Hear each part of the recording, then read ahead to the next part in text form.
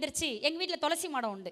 காலையில் எந்திரிச்சு தலை குளிச்சுட்டு அப்படி தலையில் சுற்றிட்டு நம்ம சரோஜ தேவி ஆலய மணியின் ஓசையை கேட்டேன்னோம்ல, அந்த மாதிரி துளசி செடியை சுற்றி வந்துட்டு கற்பூரத்தட்டோடு வீட்டுக்கார பாதத்தை தொட்டு நமஸ்காரம் பண்ணலாமேன்னு அப்படி கற்பூரத்தட்டோடு குனிஞ்சு தலை நிம்மராமல் போனேன். புது பொண்ணு அப்படி தானே போவேன் கல்யாணம் நடத்தினாலும். அதே சினிமா பார்த்த எஃபெக்ட் அதெல்லாம். எத்த வீட்டு திண்ணையில் எங்கள் மாமியார் உட்காந்துட்டு சொல்லுது, பத்தியா பூனை மாதிரி நடக்கிறா பத்தியா, இவெல்லாம் குடும்பத்தை என்ன பண்ண மாட்டான்னுச்சு. ஓ இப்படி நடக்கக்கூடாது போல இருக்குன்னு அடுத்த நாள் அதே துளசி மாடத்தை சுற்றிட்டு கற்பூரத்தட்டை கையில் எடுத்துக்கிட்டு சும்மா கிரண் பேடி கணக்கா லெஃப்ட் ரைட்டு நடந்தேன். அதுக்கும் எத்து விட்டு திண்ணையில் உட்காந்துக்கிட்டு எங்கள் மாமியார் சொல்லுது, பத்தியா எப்படி குதிரை மாதிரி நடக்கிறா பத்தியா, இவெல்லாம் குடும்பத்தை கலைக்காம என்ன பண்ண மாட்டான்னுச்சு. என்ன எதை சொன்னாலும் இப்படியா உட்காந்தா எந்திரிச்சா குறை சொல்லிட்டு இருப்பாங்க. அந்த ஒட்டுமொத்த குடும்பத்தையும் நான் திருத்தினேங்க. ஒட்டுமொத்த குடும்பத்தையும் திருத்தினேன். என்ன பெருசாக 4 அடி அரிசி சிந்தாமணி குண்டலகேசி மகாபாரதம் சொல்லிலாம் திருத்தலை. ஒரே ஒரு சினிமா வசனத்தை சொல்லி திருத்தினேன் அந்த ஒட்டுமொத்த குடும்பத்தையும். அது என்னன்னு சொல்லட்டுங்களா? எங்கள் திருவண்ணாமலைக்கு பக்கத்தில் போலூர்னு ஒரு ஊர் உண்டு. அந்த ஊரில் உள்ள கிராமத்தில் ஒரு நிகழ்ச்சி. என் சொந்த செலவில் ஸ்கார்பியோ வண்டி வாடகைக்கு எடுத்தேன். வாடகைக்கு எடுத்து டிரைவர் சீட்டுக்கு பக்கத்தில் எங்கள் மாமியாரை ஏற்றினேன். ஏன்? அப்போ தான் பேலன்ஸாக வண்டி போகும். அது சைஸ் அந்த மாதிரி. பின்னாடி அப்படியும் உள்ளே தள்ளி அப்பயும் டிக்கெட்டு உள்ளே பத்தலை. ஏன்னா 4 நாத்தனார் 2 குழந்தனார் எங்கள் வீட்டுக்காரு நான் என் பையன் இப்படி ஸ்கார்பியோ வண்டி என்ன பண்ணோம், ஸ்டார்ட் ஆகாது உள்ளே உட்காந்தா அவ்வளோதான். அப்புறம் ஒரு 4 டிக்கெட்டு அம்பாசிடர் தள்ளி ஒட்டு மொத்தமாக கூப்பிட்டு போயேன். அந்த ஊரில் போனால் எல்லோரும் இதே மாதிரி தான் சேர் போட்டிருந்தாங்க. ஆனால் அந்த அமைப்பாளர்கிட்ட போய் கேட்டேன், இந்த வரிசையை மட்டும் கொஞ்சம் காலி பண்ணுங்க, என் குடும்பத்தை உட்கார வைக்கணும்னு. அவர் என் ஒட்டு மொத்த குடும்பத்தையும் பார்த்துட்டு டோட்டல் லைனை காலி பண்ணிட்டார். ஏன்னா 1-2 டிக்கெட்டாக இருந்தால் பரவாயில்ல. எங்கள் வீட்டுக்கு ரேஷன் கார்டு கணக்கெடுக்க வந்தால் மட்டும் 1 மணி நேரம் ஆகும் பேரை கேட்குறதுக்கே. அப்படி வரிசையாக காலி பண்ணி விட்டார்ல. இப்போ நான் உட்காந்து அழகாக சொல்கிறேன் பாருங்க. நான் அமைப்பாளரை கூப்பிட்டு சொன்னேன், பிளாஸ்டிக் சேராக போட்டிருக்கீங்க, ஒரு சேரில் எங்கள் மாமியார் உட்காந்தா சேருக்கு நான் கேரண்டி கொடுக்க முடியாது. ஸோ சேருக்கு மேலே சேர் போட்டு எங்கள் மாமியார் உட்கார வைங்கன்னு அவரும் சரின்ட்டார். இப்போ 3 சேரை போட்டு எங்கள் மாமியார் ஃபஸ்ட்டு அந்த கார்னரில் எங்கள் மாமியார், பக்கத்தில் எங்கள் மாமனார். ஆனால் எங்கள் மாமனார் எப்படி தெரியுமா இருப்பார், முருங்கைக்காய் மாதிரியே இருப்பார். பூசணிக்காவுக்கு முருங்கைக்காவை பொருத்தம் பார்த்தான் பாருங்க. 15 வருஷமாக அந்த ஜோசியனை தான் தேடிக்கிட்டு இருக்கேன் நான். ஆனால் பக்கத்தில் எங்கள் மாமனார் கையில் ஒரு ஃப்ளாஸ்கை வச்சுன்னு உட்காந்துட்டார். எங்கள் மாமியார் எப்போ திரும்பி பார்க்குதோ உடனே ஊற்றி கொடுப்பார். அது காஃபி டீ இல்லாமல் இருக்காது. இப்போ எங்கள் மாமியார் மாமனார் பக்கத்தில் 4 நாத்தனார் 2 குழந்தனார் 1 மூத்தார் கடைசியில் எங்கள் வீட்டுக்கார். இப்படி ஒரு அமைப்பாக எங்கள் குடும்பம் உட்காந்தது. மேடையில் ஏறி மைக்க பிடிச்சேன். எங்கள் மாமியார் கண்ணாடி அப்படி தூக்கிட்டு பூவா தலையால் வர மாமியார் மாதிரி என்னை ஒரு பார்வை பார்த்தது. என்னவோ மேடை ஏறி பேசுகிறான்றால என்ன தான் பேசுகிறான் பார்க்கலாமேன்னு பார்வை, அந்த பார்வை அது அப்படி என்னை பார்த்தது. நான் ஆனால் ஒரு உண்மையை இடையில சொல்லிடுறேன். இந்த வசனத்தின் மூலமாக நான் அந்த குடும்பத்தை திட்டினேங்கிற விஷயம் சத்தியமாக இது வரைக்கும் அந்த குடும்பத்துக்கு தெரியாது. அதனால் தயவு செஞ்சு யாராவது ஃபோன் நம்பரை வாங்கி போட்டு கொடுத்துட போகிறீங்க. கடல் கடந்து வந்திருக்கிறோமே நீங்கள்லாம் நல்லவங்க அப்படின்னு நம்பி நான் உண்மையை சொல்லிகிட்டு இருக்கேன். சரிங்களா? ஆமாம். இப்போ இந்த கார்னரில் யார் உட்காந்துருக்கா? என் குடும்பத்தில் எவ்வளோ கவனமாக இருக்கீங்க பாருங்கள் நீங்கள். மாமியார் மாமனார் 4 நாத்தனார் 2 குழந்தனார் மூத்தார் எங்கள் வீட்டுக்காரு. இப்போ மைக்கை எடுத்தேன் கையில். ஒரே ஒரு வசனம் தான். மனோகரா படம் பார்த்துருப்பீங்க. எவ்வளவு ஆப்டாக என் குடும்பத்துக்கு அது பொருந்தி போச்சு பாருங்கள். அதை நினச்சி தான் நான் இன்னும் ஆச்சரியப்படுறேன். உடனே எங்கள் மாமியாரை பார்த்து அந்த வசனத்தை ஆரம்பித்தேன்.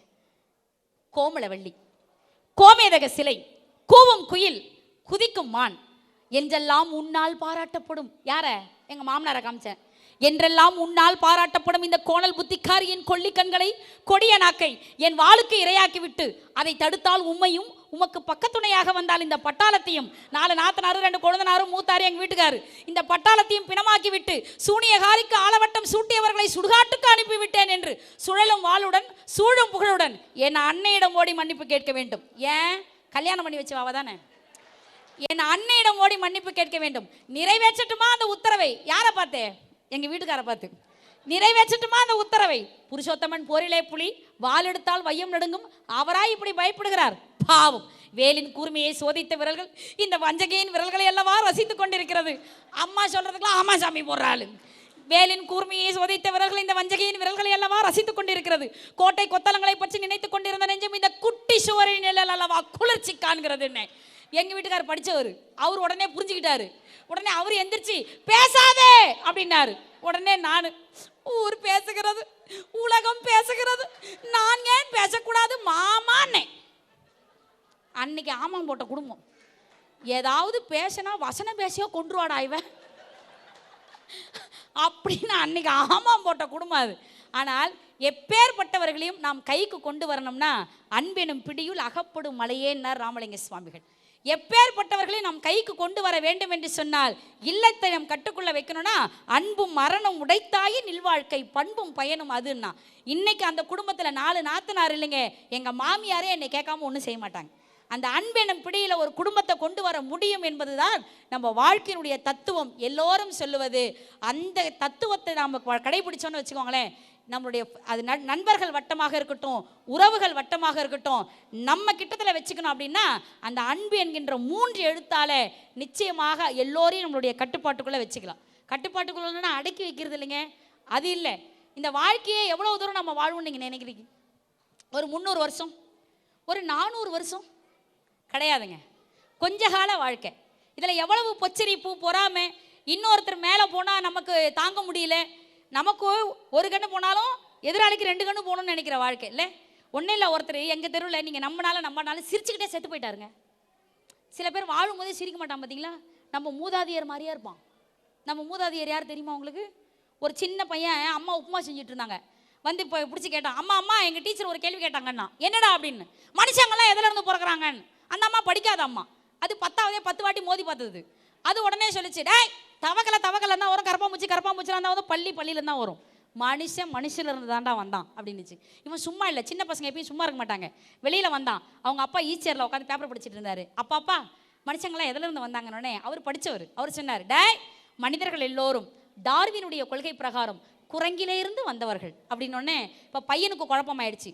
திரும்பவும் அம்மா தானே இழிச்சவை, அதனால் அம்மா கிட்ட போய் கேட்டான், அம்மா மனுஷங்க எதுலேருந்து வராங்கன்னு நான் கேட்டேன், நீ மனுஷங்கள இருந்து சொல்கிற, அப்பா குரங்குல இருந்து சொல்கிறாரு, இதில் எது உண்மைன்னு அம்மா சொன்னா. உப்புமா கிண்டிட்டு இருந்த ஜல்லடியோடு திரும்பி சொன்னா, 2மே உண்மை. நான் ஏன் பரம்பரை வந்ததை சொன்னேன், அது பரம்பரை வந்ததை சொல்லிக்கிட்டு இருக்க விடுனா. அதனால் வாழும் போதே சில பேர் சிரிக்க மாட்டாங்க, ஆனால் சாகும் போது ஒருத்தர் சிரிச்சுக்கிட்டே செத்து போனான். அதில் நின்ன ஒருத்தன் ரொம்ப ஆச்சரியப்பட்டு கேட்டான், அட சாகும் போது கூட சிரிச்சுக்கிட்டே செத்து போயிருக்கான் ஐயா அப்படின்னு.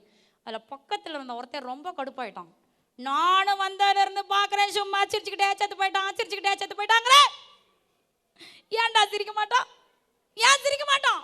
கடன் கொடுத்த நான் அழுதுகிட்டு இருக்கேன்ல, 5 பைசா வட்டிக்கு வராமல் சிரிச்சுக்கிட்டு தான்டா போவான் அப்படின்னா.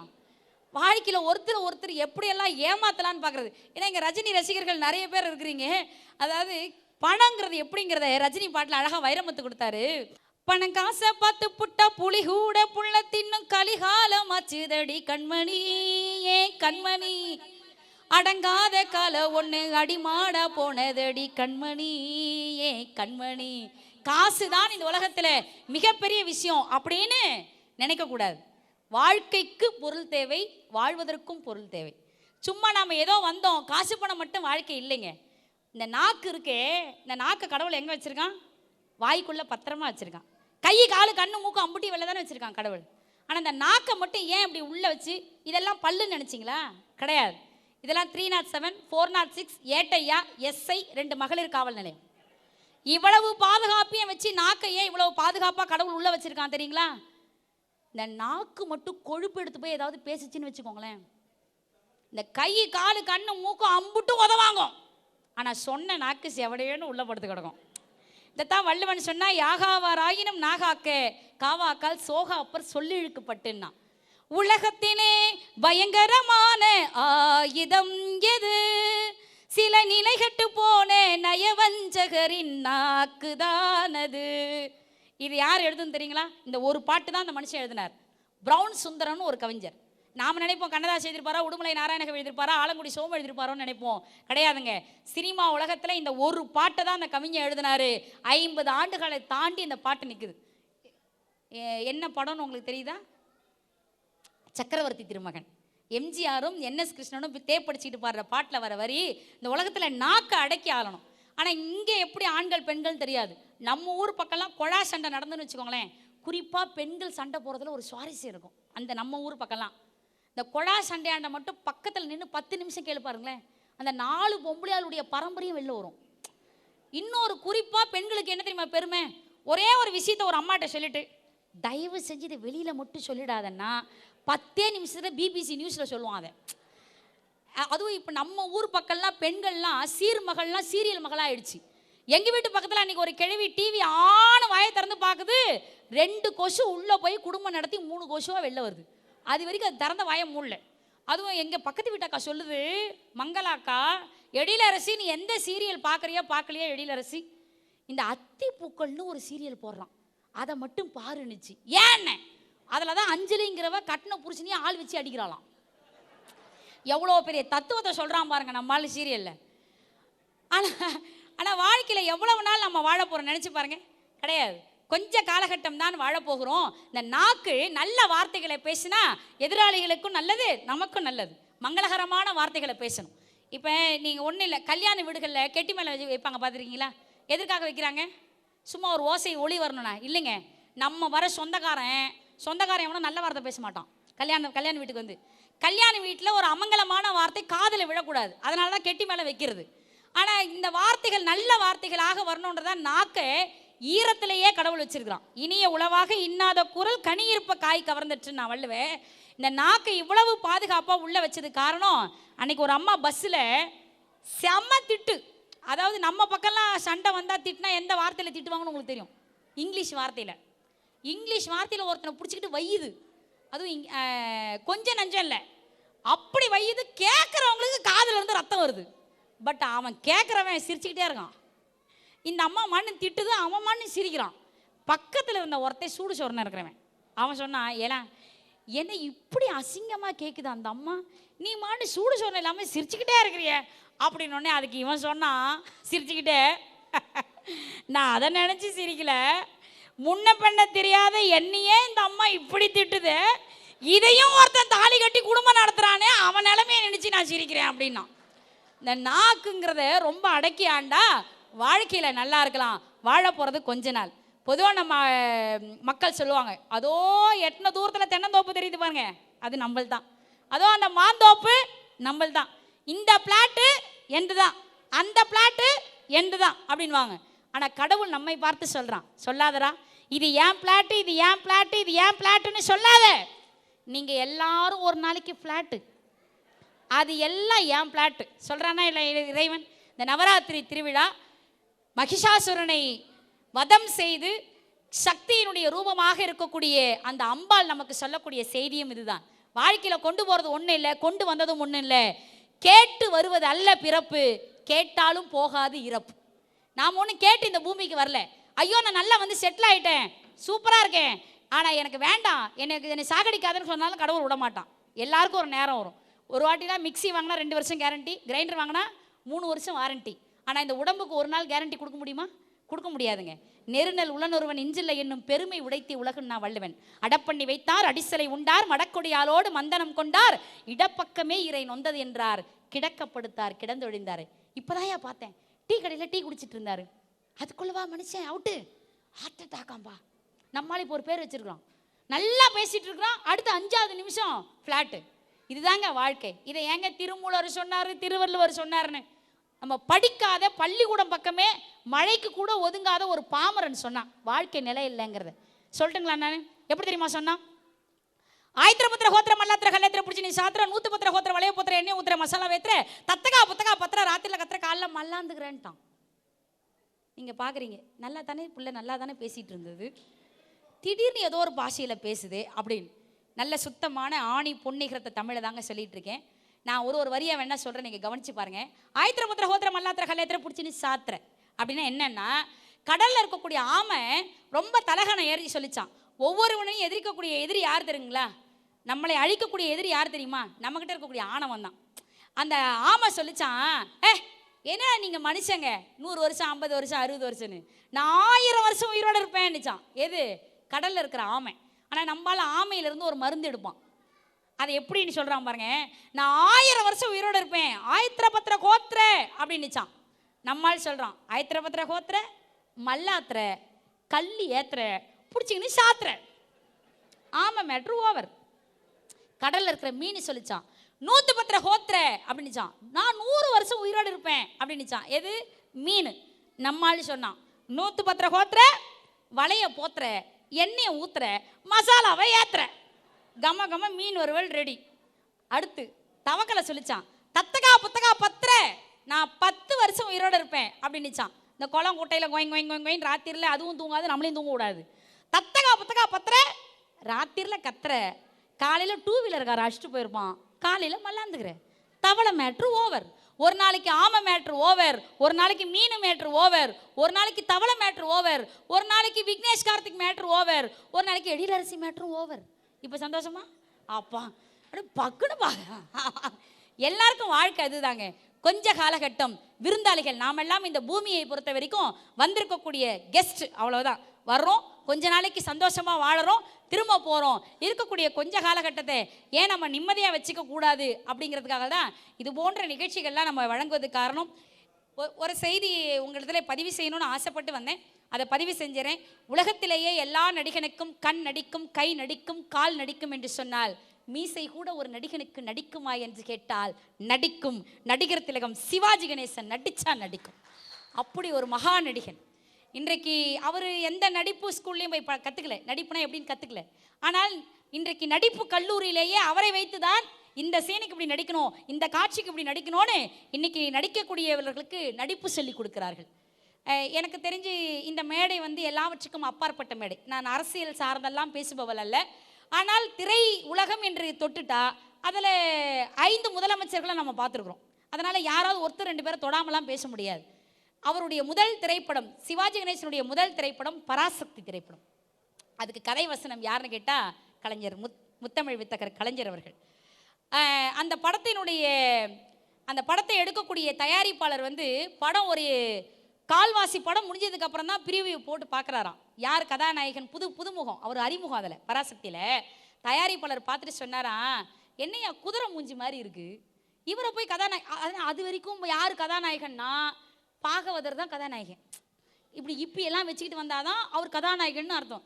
மன்மதன் லீலையை வென்றார் உண்டோ அப்படின்னே கதாநாயகனை பார்த்த நம்மால் சிவாஜி கணேசன் பார்த்துட்டு சொன்னார், என்ன குதிரை மூஞ்சி மாதிரி இருக்கு, நான் போட்ட காசை எடுக்கிறது இல்லையான்னாராம். அதற்கு கலைஞர் சொன்னாராம், என்கிட்ட விடுங்க, நான் உத்தரவாதம் கொடுக்குறேன். மிகப்பெரிய நடிகன் வந்தால் ஒரு மிகப்பெரிய இடத்த திரையுலகில் பிடிப்பார், என்னை நம்பி அவரை கதாநாயகனாக போடுங்க அப்படின்னாராம்.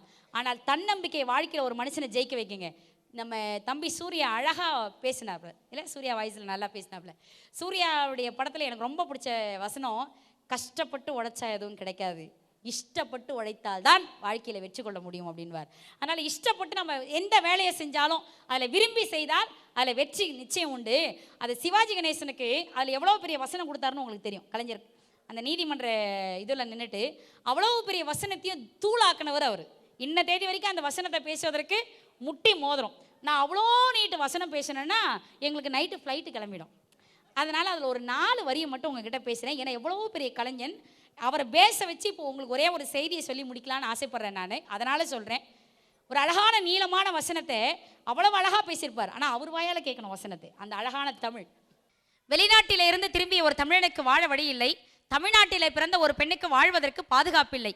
என் தங்கை மட்டும் கொஞ்சம் விட்டு கொடுத்திருந்தால், கோடீஸ்வரனிட்டு பள்ளியறையிலே ஒரு நாள், மானத்தை விலை கூறியிருந்தால், மாளிகை வாசியின் மடியிலே ஒரு நாள், இப்படி ஓட்டியிருக்கலாம் நாட்களை. இதைத்தானா இந்த நீதிமன்றம் விரும்புகிறது? பகட்டு என் தங்கையை விரட்டியது, பயந்து ஓடினாள். பணம் என் தங்கையை துரத்தியது, மீண்டு ஓடினாள். ஓடினாள் ஓடினாள், வாழ்க்கையின் ஓரத்திற்கே ஓடினாள். அவள் ஓட்டத்தை தடுத்திருக்க வேண்டும், வாட்டத்தை போக்கி இருக்க வேண்டும். இன்று சட்டத்தை நீட்டுவோர் செய்தார்களா? வாழ விட்டார்களா கல்யாணியை? குற்றவாளி யாருடைய வழக்கிற்கோ வக்கீலாக மாறுகிறார். இல்லை, அதுவும் என் வழக்குதான், என் தங்கையின் வழக்கு. என் தங்கையின் மானத்தை பறிக்க எண்ணிய ஒரு மா பாதகனுக்கு புத்தி புகட்ட அண்ணன் ஓடுவதில் என்ன தவறு? கல்யாணி தற்கொலை செய்து கொள்ள முயன்றது ஒரு குற்றம், குழந்தையை கொன்றது ஒரு குற்றம், நான் பூசாரியை தாக்கியது ஒரு குற்றம். இத்தனை குற்றங்களுக்கு காரணம் யார்? யார் யார் காரணம்? என் தங்கை கல்யாணிக்கு கஞ்சிக்கு வழியில்லாதவளாக அலைய விட்டது யார் குற்றம்? விதியின் குற்றமா, அல்லது விதியை சொல்லி வயிறு வளர்க்கும் வீணர்களின் குற்றமா, அல்லது பஞ்சத்தை மஞ்சத்திற்கு வரவழைத்த வஞ்சகர்களின் குற்றமா?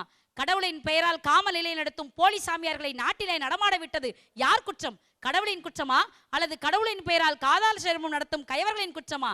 இத்தனை குற்றங்களும் களையப்படும் வரை என்னை போன்ற குணசேகரன்களும் கல்யாணிகளும் குறைய போவதில்லை. இதுதான் எங்கள் வாழ்க்கை ஏட்டில் எந்த பக்கம் புரட்டினாலும் காணப்படும் பாடம், பகுத்தறிவு, பயனுள்ள அரசியல் தத்துவம். இது ஒரு பாதிதான். அப்பேற்பட்ட மகாநடிகன் நான் இப்போ ஒரே ஒரு கதாபாத்திரத்தை சொல்லி முடிக்கலான்னு ஆசைப்படுறேன். ஏனென்றால் இவ்வளவு நேரம் நம்ம சிரிச்சோம். ஒரே ஒரு விஷயம் சிந்திப்பதற்காக. இந்த உலகத்துல காசு பணம் இறைவன் நமக்கு நிறைய கொடுக்குறாருன்னா என்ன அர்த்தம்னா, நம்ம மூலமா 4 பேரை நல்லா வாழ வச்சு பார்க்கணும்னு இறைவன் ஆசைப்படுறார். ஆனா இதை நம்ம கடைபிடிக்கிறோமான்னா இல்ல. எங்க தெருவில் ஒருத்தர் இருக்கார், எச்சகையால கூட காக்க ஓட்ட மாட்டார். அப்பேற்பட்ட மகா வள்ளல். பாரி காரி ஆய் அதிக நல்லி ஓரி பேகன் என்ற கடையேழு வள்ளலுக்கு அப்புறம் 8வது வள்ளலா அவர் வைக்கலாம். ஏன்னா எச்சகையால கூட காக்க ஓட்ட மாட்டார். ஆனா எங்க முத்துமாரி அம்மன் கோவில்ல கோவில் திருவிழாவுக்கு கூழ் ஊற்றணும். சரி எல்லாரும் வசூல் பண்ணி தானே ஊற்றுவோம். அவர் வீட்டுக்கு போகலான்னு எல்லாரும் சொன்னாங்க. நான் சொன்னேன் அதெல்லாம் ஒரு பைசா கூட கொடுக்க மாட்டார், எதுக்கு வேஸ்ட் பண்ணோம் டைமை அப்படின்னு. எல்லாரும் சொன்னாங்க எதுக்கும் போய் தான் பார்ப்போமே அப்படின்னாங்க. சரி எல்லாரும் போன உடனே, ஆனால் எல்லா மனுஷனும் திருந்துறதுக்கு ஒரு வாய்ப்பு கொடுக்கணும். நான் கூட தப்பாக நினச்சிட்டேன். போன உடனே அவர் எப்படி தெரியுமா வர வச்சார், வாங்க வாங்க வாங்க வாங்க வாங்க வாங்க, என்ன முத்துமாரி அம்மனுக்கா கூழ் ஊத்துறீங்களா, வெரி குட், அப்புறம் வசூலுக்கு வந்திருக்கிறீங்களா அப்படின்னாரு. கற்பகம் அப்படின்னாரு பொண்டாட்டிய. சரி உள்ள இருந்து ஏதோ கொடுக்க போறாரு போல இருக்கு அப்படின்னு நினைச்சோன்னே, வந்தவங்களுக்குலாம் டீ காப்பி கொடுமா அப்படின்னாரு. நாங்கள் சொன்னோம் அதெல்லாம் இல்லைங்க, டைம் ஆயிடுச்சு, நீங்க என்ன கொடுக்க முடியுமோ கொடுங்கண்ணே அப்படின்னே. கற்பகம் அந்த செக் புக்கை எடுத்துன்னு வாமான்னாரு. எங்களுக்கெல்லாம் பக்குனாச்சு, செக் புக்கில் கொடுக்க போறாரா அப்படின்னு. நான் எட்டி பார்த்தேன். அவர் பின்னின் பக்கமா நின்றுட்டு என்னதான் எழுதுறாரு பார்த்தேன். 5 போட்டாரு, ஒரு முட்டை போட்டாரு. ஓ 50 ரூபாய் கொடுக்குறாரு, அதையா செக்கில் கொடுக்குறாரு அப்படின்னு யோசிச்சுக்கிட்டே இருந்தேன். அடுத்த முட்டை போட்டாரு, அடுத்த முட்டை போட்டாரு. 5000-ஆ? எனக்கு பக்குனாச்சு. சே, இப்பேற்பட்ட ஒரு நல்ல தெய்வத்தை, வாரி வாரி வழங்கக்கூடிய தெய்வத்தை நாம குறை சொல்லிட்டோமே. சார் சவுண்டு வரல சார், ரொம்ப எஃபெக்ட், நான் சக்தியை கொடுத்து பேசிட்டு இருக்கேன் சார் அடி வயிற்றுலேருந்து. வைங்க வைங்க வைங்க வைங்க. ஹலோ, இதை குறைக்காதீங்க சார் ப்ளீஸ். அவர் 5000 ரூபாய் கொடுத்தாலும் நீங்க கொடுக்க மாட்டீங்க போல இருக்க.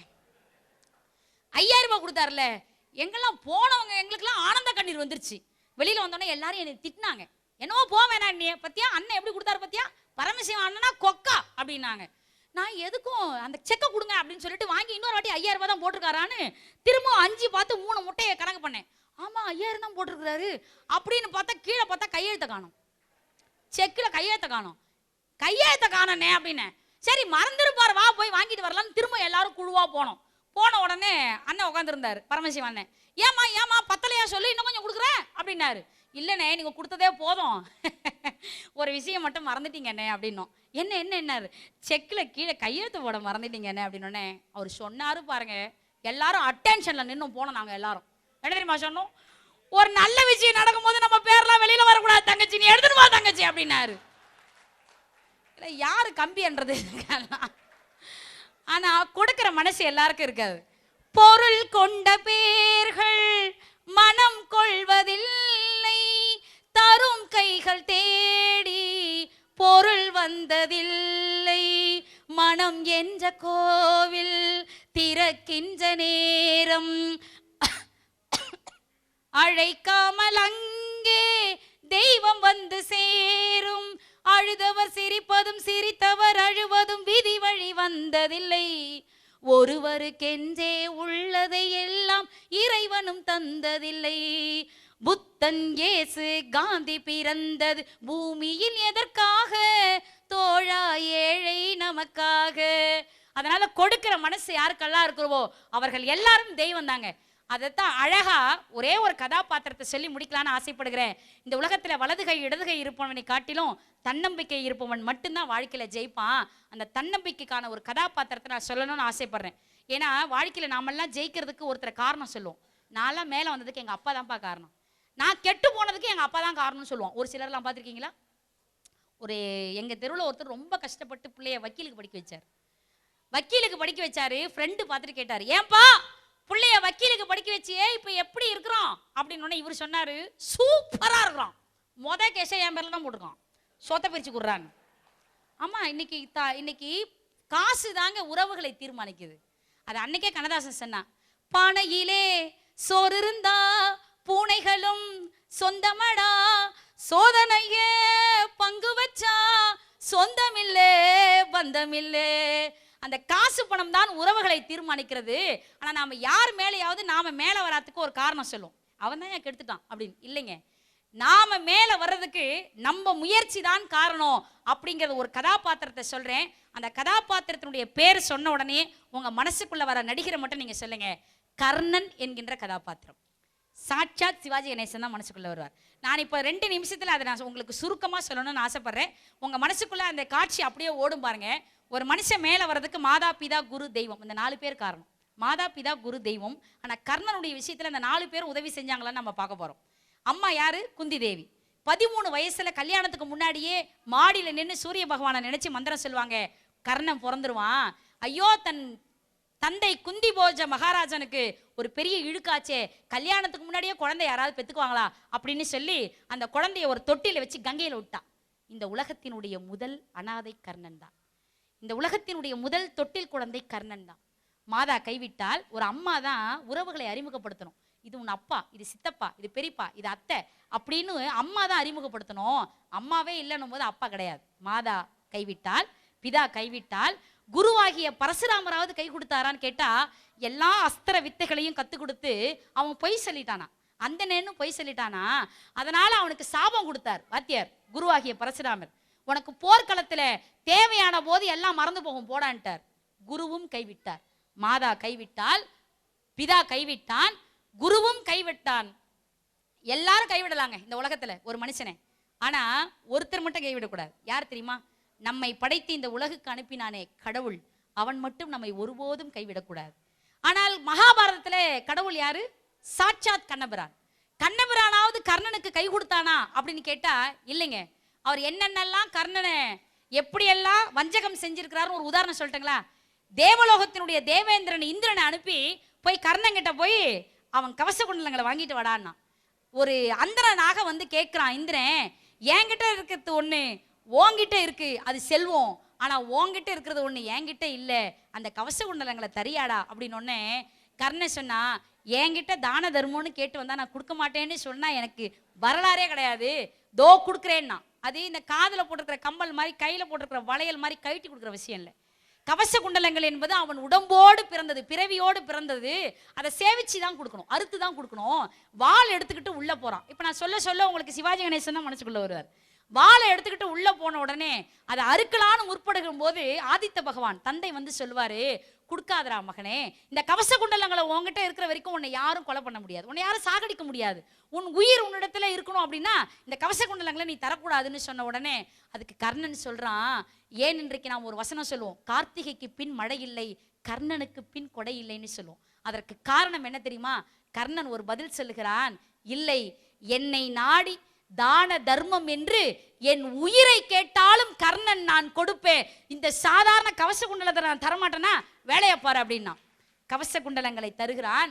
சக்தி ஆயுதத்தை திருப்பி கொடுத்துட்டு உனக்கு உதவியா இருக்கும் போர்க்களத்துல இந்திரன் வாங்கிட்டு போயிடுறான். இது ஒரு பல்ல பிடிங்கிட்டானா அடுத்த பல்ல எப்படி பிடுங்குறான் பாருங்க கடவுள். கண்ணபிரான் குந்திக்கு போய் உன் பிள்ளை யாரு தெரியுமா? எதிரணியில இருக்கிறான் பார் கர்ணன், அவன் தான் அப்படின்னு இவ சொன்னா, நான் போய் இன்னைக்கே கூட்டு வந்துடுறேன் அப்படின்னா. அவ சொன்னா வரமாட்டான். ஏன்னா அவங்க துரியோதனனுக்கு உயிர் கொடுத்தாலும் கொடுப்பானே ஒழிய உயிர் நண்பனுக்கு, தன்னை செம்மாந்து நிற்க வைத்த துரியோதனனுக்கு உயிர் கொடுத்தாலும் கொடுப்பான், உன் பக்கம் வரமாட்டான். ஆனா நான் சொல்ற 2 வரத்தை மட்டும் வாங்கிட்டு வானா. குந்தி வந்து இப்பொழுது கர்ணனிடத்துல கேட்கிறா, நான் தாண்டா உன் அம்மான்னு சொன்ன உடனே நான் ஒரே ஒரு விஷயத்தை பதிவு செய்கிறேன். ஏன்னா உங்களிடத்துல நாமெல்லாம் இப்போ தேசம் தாண்டி வந்திருக்கிறோம். ஆனால் தமிழகத்தை பொறுத்த வரைக்கும் நேற்றைக்கு வரைக்கும் பேப்பரில் செய்தித்தாளில் வரக்கூடிய செய்தி, ஒரு முள் புதர்ல ஒரு குழந்தைய ஒரு அம்மா வீசிச்சுட்டு போயிருக்கா. தினத்தந்தியில இரக்கமற்ற தாயினே போட்டிருக்கிறான். இப்போ நாம பிள்ளைகளை இப்படி அனாதையா விட்டுறோமே, அந்த பிள்ளைகள் பின்னால எப்படி இருக்கிறாங்கன்னு நம்ம யோசிச்சு பார்த்துருக்குறோமா? அது கர்ணனுடைய கதாபாத்திரத்துல உண்டு. அவன் குந்தியை பார்த்து கேட்டான், அம்மா உன்னை நான் ரொம்ப நாளா பார்க்கணும்னு ஆசைப்பட்டுட்டு இருக்கேன், உன்னை ரொம்ப நாளா நான் பார்க்கணும்னு ஆசைப்பட்டேன், தாய் பாசத்தால இல்லை, நீ என்ன பால் ஊட்டல, சீராட்டல, தாளாட்டல, நிலா காட்டி சோறு ஊட்டலன்னு நான் என்னைக்குமே ஆதங்கப்படலை தாயே, என்னைக்கும் நான் ஆசைப்படவும் இல்லை.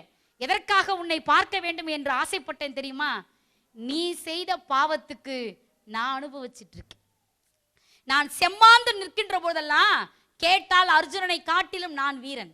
நான் என்னுடைய வில் ஆற்றலின் மூலமாக செம்மாந்து இந்த சமுதாயத்தில் நிற்கின்ற போதெல்லாம் சுத்தி நிற்கக்கூடிய பீஷ்மாச்சாரியார், கிருபாச்சாரியார், துரோணாச்சாரியார் போன்றவர்கள் கூட என்னை கேட்டார்கள், உன் குலம் என்ன, உன் கோத்திரம் என்ன, உன் தாய் யார், தந்தையார், தாய் தந்தை பெயர் தெரியாதவன் எப்பறா இப்படி சரிசமமா வந்து நிக்கிறேன்னு என்னை இந்த சமுதாயம் குறை சொன்ன போதெல்லாம் உன்னை பார்க்க வேண்டும் என்று ஆசைப்பட்டேன். இதற்கெல்லாம் காரணம் நீதானே அப்படின்னா.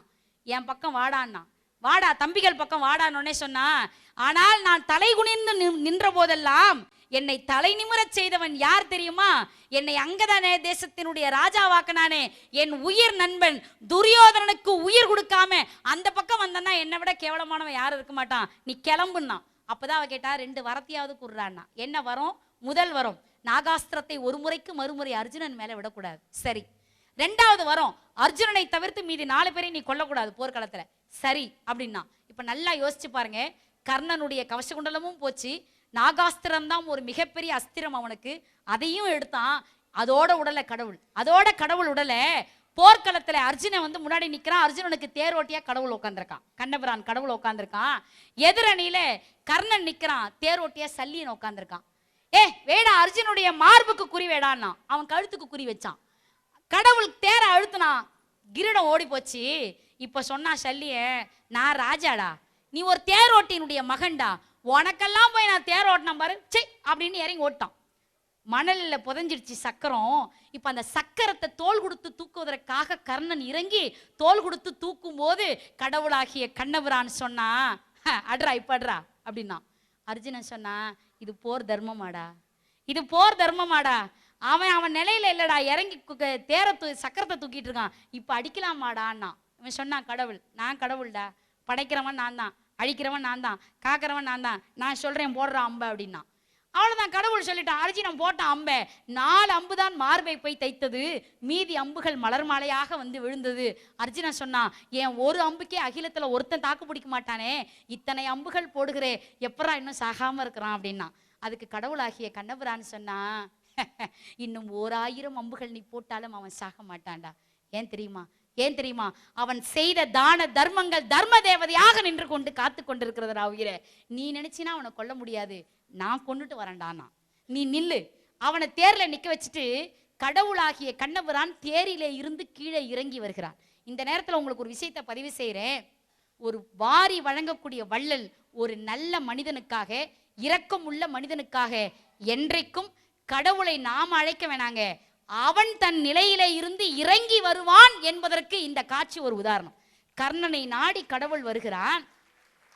அந்தனா வந்து கேட்கிறான், ஏலே நீ செய்த தான தர்மங்களை எனக்கு குர்றா அப்படின்னா. ஏன்னா அந்த நேரத்தில் போர்க்களத்தில் வேற என்ன கேட்பான், தான தர்மங்களை குர்றானோடனே சந்தோஷப்பட்டானா கர்ணன். நீ வேற எதையோ கேட்டுருவோன்னு நினைச்சேன்டா, போற நேரத்திலேயாவது கர்ணன் கொடுத்துட்டு போனான்னு பேர் இருக்கணும். ஆவியோ அகத்ததோ புறத்ததோ அறியேன், எனக்கு உயிர் உள்ள இருக்குதா வெளியில இருக்குதான்னு தெரிலடா, ஆனா நான் போற நேரத்துல வந்து நீ கேட்டப்பாரு, கொடுக்கறத கேட்டப்பாரு, செய் புண்ணியம் அத்தனையும் கொடுத்தேன் புடுறான்னா. செய் புண்ணியம்னா வினை தொகைங்க, செய்த புண்ணியம், செய்கின்ற புண்ணியம், இனி எதிர்காலத்தில் செய்ய போகிற புண்ணியம் எல்லாத்தையும் சேர்த்து உனக்கு கொடுத்தண்டான்னு. பொதுவாக தான தர்மம் எள்ளு தண்ணி தெளிச்சு தான் கொடுப்பாங்க. ஆனால் கர்ணன் அந்த நேரத்தில் எள்ளு தண்ணிக்கு எங்கே போவான், மார்பில் இருக்கக்கூடிய அம்பை எடுத்து ரத்தம் பீரிட்டு வருகிறது, ரத்தத்தையே எள்ளு தண்ணியாக நினைத்து கடவுளுடைய கைகளிலே தெளிக்கிறான். இந்த அப்படி என்னுடைய தான தர்மத்தை எல்லாம் நீ வா தாரை வறுத்துக்கோன்னு சொன்ன உடனே ரத்தம் கடவுளுடைய கையில் பட்ட உடனே, எப்பயுமே நல்லவங்க வீட்டில் சாப்பிட்டோம்னா நல்ல புத்தி வரும், நல்லவங்க கையால சாப்பிட்டா நல்ல புத்தி வரும். இப்ப கொடுத்து கொடுத்து சிவந்த கரங்களுக்கு சொந்தக்காரன் கர்ணனுடைய ரத்தம் கடவுளுடைய கையில பட்ட உடனே கடவுளுக்கும் கொடுக்கணும்னு தோணுது. இப்ப திருப்பி கர்ணன் கிட்ட கேட்டான், உனக்கு எதனா வேணும்னா கேள்டா கர்ணான்னா.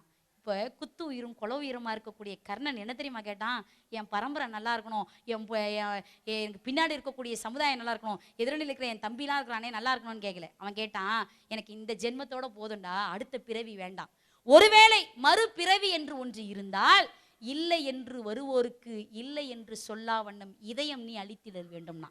எனக்கு காசு இருக்கிறவன் கொடுக்க மாட்டான், இதயம் யார்கிட்ட இருக்குதோ அவன் தான் கொடுப்பான். இதயம் நீ அளித்திடல் வேண்டும்டா அப்படின்னா. இப்ப இந்த நேரத்தில் ஒரு விஷயம் நல்லா யோசிச்சு பாருங்க. மாதா கைவிட்டால், பிதா கைவிட்டான், குருவாகிய பரசுராமனும் கைவிட்டான், ஆனால் கை கொடுக்க வேண்டிய கடவுளும் கைவிட்டான் தான், எதுவும் உதவி செய்யல. ஆனால் தன்னை கைவிட்ட கடவுளையே கடைசியில் தன்னிடம் வந்து கையேந்த வைத்தவன் கர்ணன் என்பதுதான் இந்த கதாபாத்திரத்தினுடைய உச்சம். அந்த கடவுளே வந்து கையேந்துட்டானே, இதை விட வேற என்ன இருக்கு? இதுக்கு பாட்டு எழுதினா பாருங்க கண்ணதாசன் அழகா. அதாவது அந்த கர்ணன் படத்தை, இப்போ உங்களுக்கு கர்ணன் படம் பார்த்த மாதிரியே ஒரு ஃபீலிங் இருக்கா?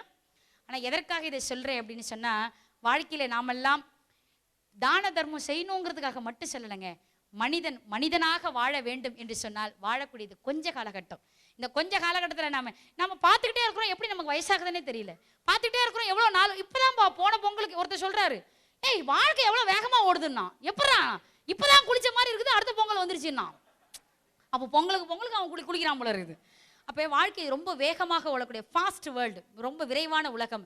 இந்த உலகத்தில் கொஞ்ச காலகட்டம் வாழ போகிறோம்னா வீட்டில் சண்டை சச்சரவுகள் இல்லாமல் இருக்கிற கொஞ்ச காலகட்டத்தை மகிழ்ச்சியோட, நண்பர்களோட, வீட்டில் இருக்கக்கூடிய மனைவியோட, குழந்தைகளோட, உறவுகளோட நம்மளுடைய வாழ்க்கையை அமைத்து கொண்டால் அந்த வாழ்க்கை ரொம்ப நல்லா இருக்கும். அப்படிங்கிறத தான் என்னுடைய இந்த செய்தி, என்னுடைய பேச்சினுடைய இறுதி செய்தியாக வைத்து 1 மணி நேரம் 40 நிமிஷம் பேசியிருக்கிறேன். என் வாட்சி காட்டுது 1 மணி நேரம் 40 நிமிஷம் பேசியிருக்கிறேன். உங்களுக்கு ஏதாவது ரொம்ப போர் அடிச்சிட்டேன்னா நின்றுக்கிட்டே ஒருத்தர் கேட்குறாரு. எங்க சார் ரொம்ப நன்றிங்க சார். ஆனால் இதெல்லாம் ஒரு பெரிய விஷயம் இதெல்லாம். அதனால் வாழ்க்கையில் சந்தோஷமாக மகிழ்ச்சியாக இருப்பதற்காக நாம் முயற்சி செய்யணும். நீங்கள் வரக்கூடிய வாய்ப்புகளை நீங்கள் தவற விடக்கூடாது. நிச்சயமாக ஒவ்வொரு மனிதனையும் உயர்த்துவது வாய்ப்புகளாகத்தான் அமையும். எனக்கு தெரிஞ்சு நான் ஒரு 4 ஆண்டுகளுக்கு முன்பாக இந்த குவைத் மண்ணை மிதித்திருக்கிறேன். இன்னும் சொல்லப்போனால் என் வாழ்க்கையில் வெளிநாட்டு பயணம் என்று நான் முதலாக அந்நிய தேசத்தில் ஒரு மண்ணை மிதித்தேன் என்றால் அது இந்த எண்ணெய் தேசம்தான் என்னை வாவென்று அழைத்த தேசம். அதனால் இந்த குவைத் மண்ணிற்கு என் வாழ்நாள் முழுக்க நான் நன்றி கடன் பட்டவளாக இருப்பேன் என்று சொல்லி என்னை நீங்கள் ஜெயா டிவியுடைய யூடியூப்பில் பார்த்து தான் கூப்பிட்டீங்க. அந்த ஜெயா டிவியில் எனக்கு தொடர்ந்து வாய்ப்புகள் தரக்கூடிய எங்களுடைய பட்டிமன்ற ஞானகுரு ஞானசம்பந்தன் சார் அவர்களுக்கும் நான் இந்த நேரத்தில் நன்றி கடன் பட்டவளாக இருக்கிறேன். மீண்டும் மீண்டும் நீங்கள் அழைத்தால் நான் வருவதற்கு மிக்க மகிழ்ச்சியோட காத்திருக்கிறேன் என்று சொல்லி, அதை இப்போதானப்பா வந்தாங்க எல்லாம் இருக்கட்டும் அப்படின்னு நீங்கள் 4 வருஷம் கழிச்சாலும் ரொம்ப மகிழ்ச்சியோடு வருவேன் அப்படின்னு சொல்லி உங்களை அத்துணை பேரையும் சந்திப்பதற்கு ஒரு நல்ல வாய்ப்பு நல்கிய வாய்ப்பு வாசலை திறந்து வைத்திருக்கக்கூடிய தமிழ்ச்சங்கத்தை சார்ந்த அத்துணை பேர்களுக்கும், குறிப்பாக ரவி சார், நம்மளுடைய மாரியப்பன் சார் சொன்னார், உங்களை நான் சஜஸ்ட் பண்ணதே நான் தான் மேடம் அப்படின்னாரு. அவருக்கும் ஒரு ஸ்பெஷல் தேங்க்ஸ் சொல்லி அத்துணை நல்ல உள்ளங்களுக்கும் நன்றி பாராட்டி விடைபெறுகிறேன். நன்றி, வணக்கம்.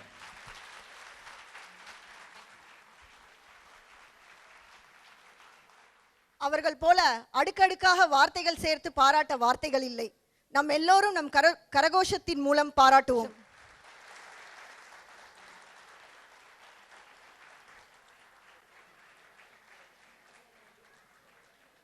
நம்மை சிரிக்க மட்டும் வைக்காமல் மனிதன் மனிதனாக வாழ வேண்டும் என்று நம்மை சிந்திக்க வைத்து கடல் கடந்து வந்து நம்ம அழைப்பை ஏற்று திருமதி எழிலரசி அவர்களுக்கு நன்றி. மீண்டும் நம் முன் விக்னேஷ் கார்த்திக்.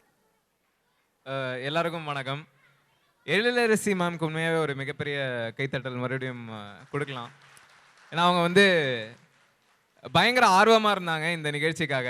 எந்த அளவுக்கு ஆர்வம் அப்படின்னு நான் வேணாமா, எந்த அளவுக்கு ஆர்வம் அப்படின்னா ராத்திரி 12 மணிக்கு நானும் அவங்கள சேர்ந்து தான் வரணும். ஆக்சுவலி ராத்திரி 12:30 மணிக்கு எனக்கு கால் பண்ணாங்க. கால் பண்ணி